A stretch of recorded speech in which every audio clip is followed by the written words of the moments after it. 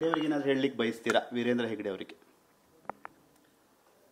ಹೆಗ್ಗಡೆ ಅವರು ಪಾಪ ಈ ವಿಷಯದಲ್ಲಿ ಬಹಳ ನೊಂದಿದ್ದಾರೆ.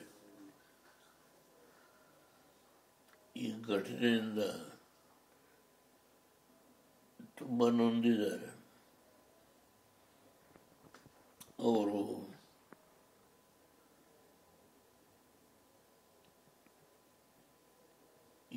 ಏನು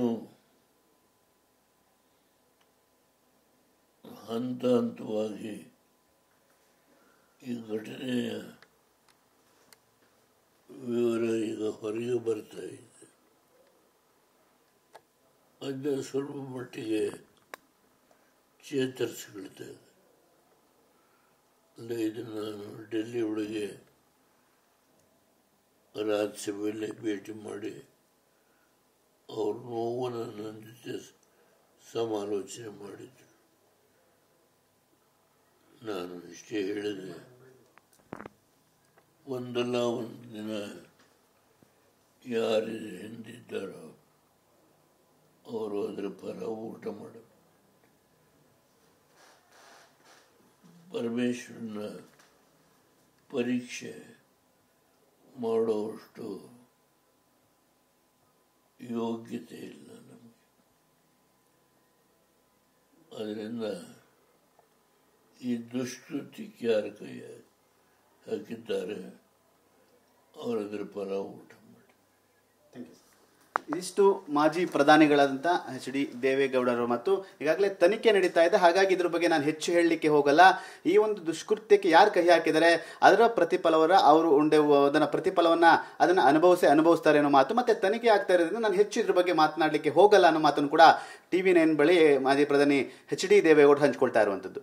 ಕ್ಯಾಮರಾಮನ್ ಸೈಯದ್ ಜೊತೆ ಸುನಿಲ್, TV9 ಬೆಂಗಳೂರು. ದೇವರಿಗೆ ಏನಾದ್ರು ಹೇಳಲಿಕ್ಕೆ ಬಯಸ್ತೀರಾ ವೀರೇಂದ್ರ ಹೆಗ್ಗಡೆ ಅವರಿಗೆ? ಹೆಗ್ಗಡೆ ಅವರು ಪಾಪ ಈ ವಿಷಯದಲ್ಲಿ ಬಹಳ ನೊಂದಿದ್ದಾರೆ. ಈ ಘಟನೆಯಿಂದ ತುಂಬ ನೊಂದಿದ್ದಾರೆ. ಅವರು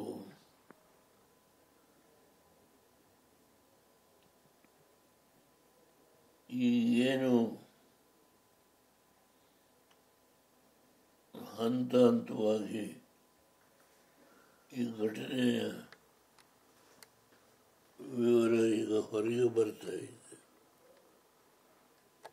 ಅದನ್ನ ಸ್ವಲ್ಪ ಮಟ್ಟಿಗೆ ಚೇತರಿಸಿಕೊಳ್ತಾ ಇದೆ. ಅಂದರೆ ಇದನ್ನು ನಾನು ಡೆಲ್ಲಿ ಒಳಗೆ ರಾಜ್ಯಸಭೆಯಲ್ಲಿ ಭೇಟಿ ಮಾಡಿ ಅವ್ರ ನೋವನ್ನು ನನ್ನ ಜೊತೆ ಸಮಾಲೋಚನೆ ಮಾಡಿದ್ರು. ನಾನು ಇಷ್ಟೇ ಹೇಳಿದೆ,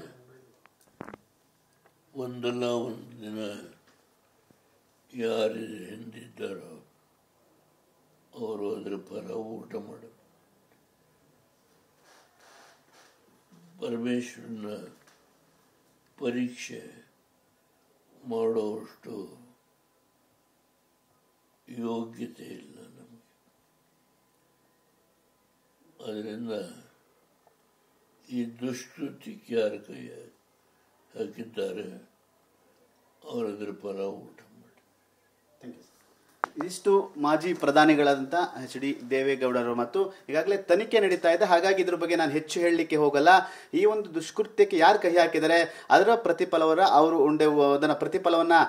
ಅನುಭವಿಸ್ತಾರೆ ಅನ್ನೋ ಮಾತು ಮತ್ತೆ ತನಿಖೆ ಆಗ್ತಾ ಇರೋದ್ರಿಂದ ನಾನು ಹೆಚ್ಚು ಇದ್ರ ಬಗ್ಗೆ ಮಾತನಾಡಲಿಕ್ಕೆ ಹೋಗಲ್ಲ ಅನ್ನೋ ಮಾತನ್ನು ಕೂಡ TV9 ಬಳಿ ಮಾಜಿ ಪ್ರಧಾನಿ ಎಚ್.ಡಿ. ದೇವೇಗೌಡ ಹಂಚ್ಕೊಳ್ತಾ ಇರುವಂಥದ್ದು. ಕ್ಯಾಮರಾಮನ್ ಸೈಯದ್ ಜೊತೆ ಸುನಿಲ್, TV9 ಬೆಂಗಳೂರು.